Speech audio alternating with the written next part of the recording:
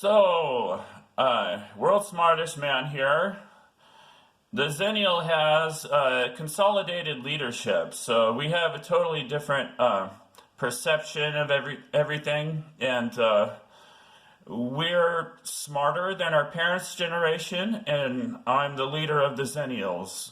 So here it is, guys. I find that nationalism was irrational.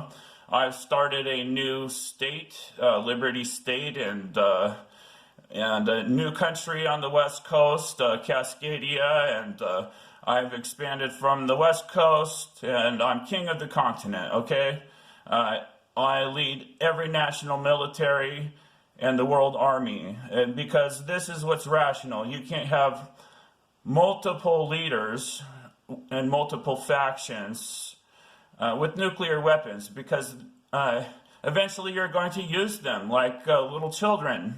So what we needed and what we need is for me to tell you about the Noocracy Republic. I've been the world's smartest man for the last 8 years, and if you take any group at random and ask if they would like a leader based on intelligence or a leader based on popularity, the majority choose to have a leader based on intelligence. So what's important now is that we know who is the world's smartest person, okay? And it's a rude awakening for everybody, because everything was irrational to me, and I have a better way of doing everything. So you're all just kind of lagging behind the media and everybody talking about me, because, regarding the vaccines and everything, well, personal liberty has to matter in Liberty State. I need to educate Americans, why I left the Union and how they didn't understand their own country, and how it's become an idiocracy where, just like the movie, it's kind of a world of morons who didn't understand things. And that's okay. We don't condemn the ignorant, right? But we try to educate them, like Jefferson says. So what you have to realize is the United States government failed to understand basic rights from the top down for 2.5 centuries. Since Jefferson wrote the Declaration of Independence, we have an unalienable right to life, liberty, and the pursuit of happiness that must be upheld by the government, or someone like me is going to start a new one, like I did in 2014. So, what is a Noocracy Republic? It's ruled by intelligence, and this means that we all need to feed me as the representative, so that I have the highest situational awareness on planet Earth. And if I'm leading the world army, we all have to make sure that I have the highest situational awareness, because we contend with new things like asteroids being used as a weapon, and automated targeting and all these things. We can't contend with nuclear weapons that are ambiguous. You see, nuclear explosions where we don't know who did it. By process of elimination, it is only rational that we consolidate all the militaries. So this is what you do. What is important is that we just gracefully try and take this with humility instead of resistance, and try to understand the new paradigm. Try to understand where I'm coming from as the world's smartest man, okay? You have to realize that the intelligent are hated, just like in the movie. They are seen as weirdos, right? It's called the Lisa Simpson effect, and a lot like Rick and Morty. We have to protect the intelligent and not degrade them and mock them anymore, because it comes to a head. Anyway, so if jellyfish are taking over the ocean, you need to take note and take note if we're being attacked by aliens and such. Are you guys even sensitive enough to notice when there's a UFO taking out a SpaceX rocket at Cape Canaveral? I notice. I noticed things that you didn't, okay? I noticed the UFO between the Twin Towers as the second plane hit, and I have photographs of this if you want evidence, right? There are just things that the public didn't notice. And I started looking at history and all these things that the public didn't notice. I wrote a book about the Noocracy, Cascadia Beyond the Bioregion, the Noocracy, why I left the Union. Anyway, what you have to realize is it's a brutally rude awakening just for America to understand its own government, okay? To understand that the biggest prison industrial complex violates the 8th Amendment of the U.S. Constitution and is cruelty.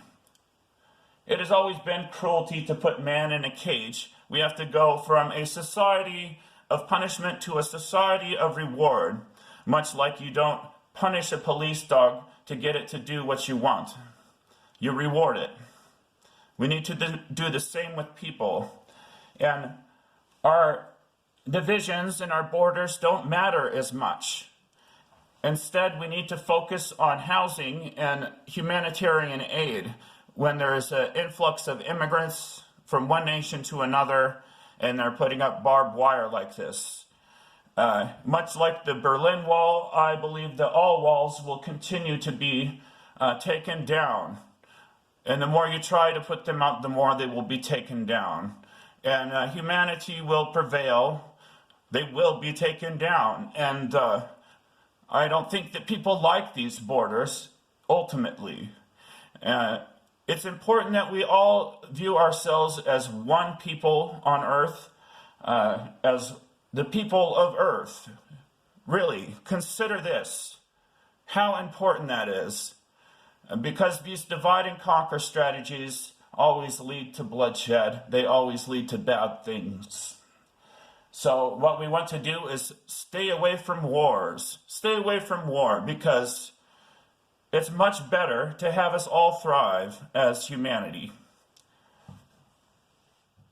The things that piss nations off, they're just children to me, okay? I command every military in the world. If you're doing something outside of my command, you're acting like a child as a nation, and should probably have a second look at your leadership.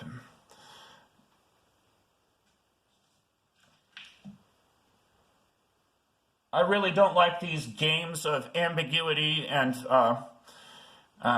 games of intimidation, war by proxy, ambiguous war, playing with the weather, etc., playing with earthquakes and anything innovative that could be ambiguous.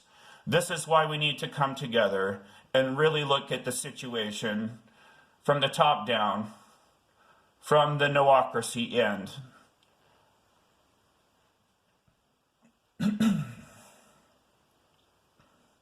I think it's important for our longevity that men and women as a planet really come together again. I think that there is a war between the sexes almost, and we need to quit taking the children away from the fathers and extorting the fathers, you know. I understand this, the importance of family, how family should come before everything, how it should come before government, it should come before all your bickering. Try to bring your families together instead of breaking them apart all the time. And I'm looking at you ladies, because statistics say. Anyway, regarding climate change, our architecture and our housing, we need to build high wind, flood-proof housing. And that should really be our goal instead of this cookie cutter way that we do things. We see how it all collapses in tornadoes and hurricanes.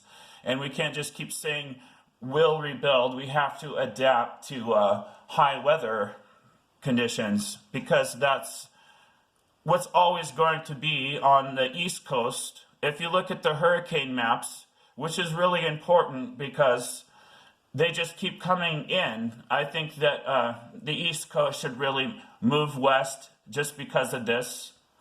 It's not going to end. You're going to have hurricane after hurricane after hurricane down there in the Atlantic by Florida. So come west, guys. It's okay. We welcome you to Cascadia. And I know we can all look out for each other, and that this is what's really important, that we look after our poor and give them housing and evolve. We have to all evolve as a planet eventually. Eventually, you can't keep stonewalling the world's highest mind. You'll have to listen to me after a decade, I hope. And really, every time you fail to do so, we know why. All nations want to retain their power. All power mongers love to keep their power. At home and in government. This is why leadership is important, you guys. You all know it is. I hope that you do. I want to be a better steward of the planet and to save at least half the world from human activity, and I mean this in a way where we're not lording over each other. Landlords are a thing of the past. Rent is a thing of the past. Ripping each other off is really a thing of the past. Think of Chief Seattle philosophy and how no one really owns the land.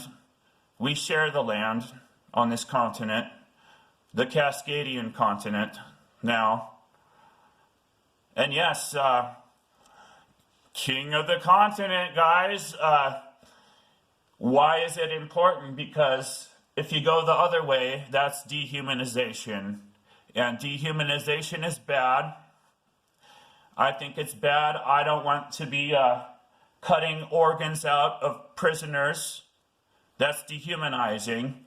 And what we need to do is just make synthetic ones from stem cells and quit going down this route. Everyone is royalty to me. We are like a royal family.